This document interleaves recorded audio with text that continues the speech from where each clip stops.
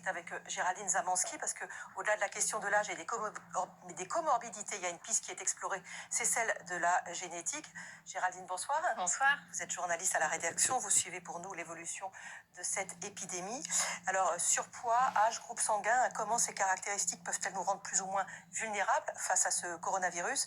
Vous avez tenté d'explorer ça avec l'aide des spécialistes, bien sûr, qui étudient ce SARS-CoV-2. C'est quoi les fondements scientifiques de ces inégalités? On sait quoi?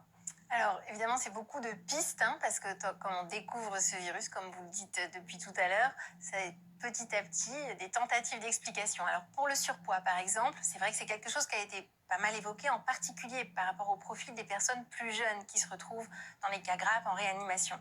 Alors, une des pistes évoquées, en fait, c'est que la graisse, les cellules graisseuses, produiraient plus justement des fameuses cellules inflammatoires, les protéines inflammatoires dont on a parlé tout à l'heure, qui provoquent cet orage terrible au niveau des poumons. En fait, les cellules graisseuses en produiraient 30% de plus que les autres cellules. C'est pour ça que du coup, être en surpoids, être éventuellement obèse, pourrait augmenter le risque de faire une complication grave. Et quelle que soit notre silhouette, nos gènes nous rendraient aussi plus ou moins résistants?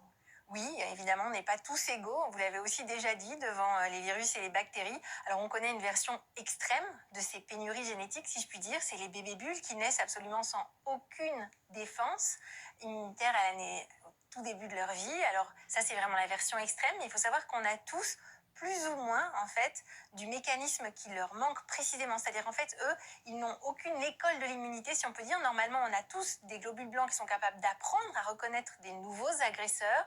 Et ce mécanisme chez eux n'existe pas. Et nous, on a des écoles qui sont plus ou moins efficaces les uns et les autres. Ceux qui ont l'école la plus efficace, par exemple, ils vont faire aucun symptôme, comme vous le disiez tout à l'heure. La moins efficace, ils vont faire plus de symptômes. Et là, vous en parliez, en fait, on n'a pas un nombre infini d'élèves dans cette école. Donc, au bout d'un moment, quand on est plus âgé, on a eu beaucoup d'apprentissage de beaucoup d'agents infectieux et on n'en a plus de globules blancs qui savent apprendre à attaquer un nouvel ennemi. Et cette inégalité liée au groupe sanguin qu'évoquait notre téléspectateur? Alors ça, c'est une piste qui a été ouverte par les Chinois. Ça a été une préétude publiée la semaine dernière.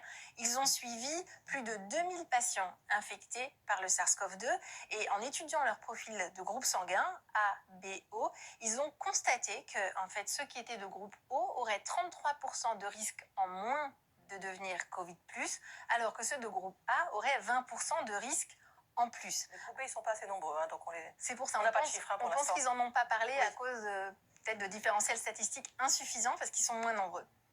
Mais alors attention, vraiment, il ne s'agit que d'une préétude, ça n'a même pas encore été validé par le comité scientifique de la revue auquel ils ont soumis cet article. Surtout, personne ne doit se dire parce que je suis de groupe O, je serai invincible et parce que je suis du groupe A, je dois faire une attaque de panique immédiate. Tout le monde se protège de la même façon. Tout est très relatif, surtout on a tous largement été exposés à ce virus, on doit tous faire attention. Mais cette hypothèse quand même de lien entre groupe sanguin et immunité a déjà été explorée en l'occurrence par une équipe française. Exactement, une équipe de chercheurs de l'INSERM à Nantes qui est coordonnée par Jacques Lependu. J'ai pu échanger avec lui et en fait pour m'aider à comprendre un peu cette histoire, il a commencé par m'expliquer que contrairement à ce qu'on peut penser, il n'y a pas que nos globules rouges qui ont une identité A, B ou O. En fait, il y a beaucoup d'autres cellules, notamment les cellules dites épithéliales et on en trouve dans les bronches, les poumons et les intestins, ce qui rappelle un peu les cibles de notre coronavirus. Et ces cellules sont plus fragiles quand elles sont de groupe A? Alors non, pas exactement, c'est pas les cellules qui sont plus ou moins fragiles, en fait c'est que le virus, il a besoin pour vivre de passer dans nos cellules et d'y proliférer, on va le voir. Donc en fait il rentre dans la cellule, il fusionne avec elle et en fait dans ce processus-là, où il détourne véritablement en fait à peu près toutes les ressources de la cellule, en fait il va aussi prendre son identité. Donc là, le virus, il a infecté quelqu'un qui était de groupe A, il va devenir un virus A.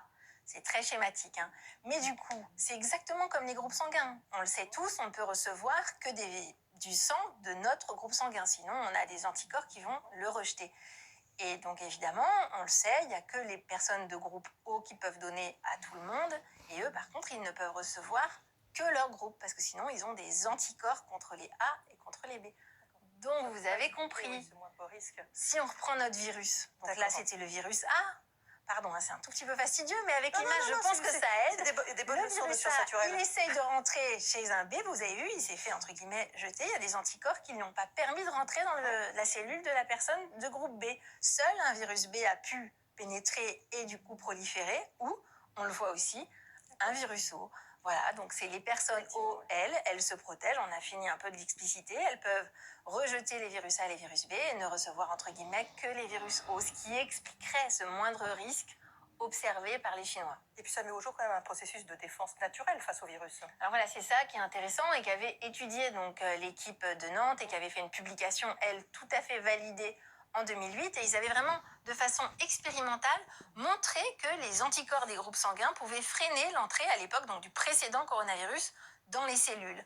Donc l'intérêt évidemment, c'est que là, ça leur a permis d'étudier très précisément le mécanisme, la clé entre guillemets du virus qui permet d'ouvrir la cellule dans sa petite serrure très complexe. Je vais vous passer le nom des protéines impliquées. Oui. Mais du coup, en comprenant mieux ce mécanisme et une forme de défense naturelle, ça peut donner des pistes de recherche pour essayer de lutter contre ce virus. Mais évidemment, en attendant, on le rappelle, personne n'est invincible, tout le monde doit se protéger. Merci beaucoup.